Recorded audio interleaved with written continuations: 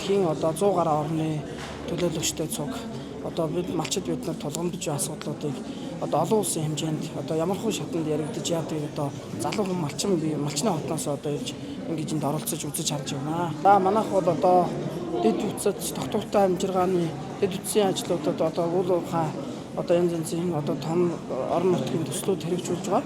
Энүүнээс болж одоо манай сум нутгийн орон нутгийн хэмжээнд бол одоо говийн хэрийн бүсд бол одоо цөлжилтийн асуудал болон хуур ашиглалтын асуудлууд маш ихээр олон усны асуудлуудтай хүндрэлтэй байна. Энэ тал дээр одоо санал бодлоо хэлж одоо маштай төлөвлөж энэ хуралдад оролцож байна. За ер нь өнгө үрсний ус бол одоо говь хэрийн бүсд бол ганц манаас хэмэхгүйгээр Монголын хэмжээнд одоо говь хэрийн бүсд бол одоо усны өнгө үрсний ус бол одоо маш их ховордсон. Гүн урмын хөдөлгөөдөг бол гаргасан. За гүн урмын хөдөлгөөд бол одоо манаас өмнөд одоо бас эмчлийн хувьд орон нутгийн өмчлийн сангараа дэмжиж бас малчидаа гаргаж өгсөө. За тэгээд энэ говь хэрийн бүсд бол одоо энэ усны дөрөтл гэдэг юм бол маш ихээр явж өнгө үрс бол одоо ус халдагдаж байгаа. За энэ дээр одоо яаж нөхөн сэргийлтийг яах вэ?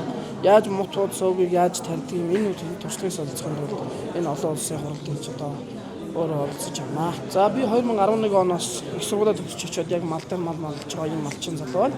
За одоо хүртэл би одоо уурхад ажиллаагүй, нэг цаг сарц ажиллаагүй.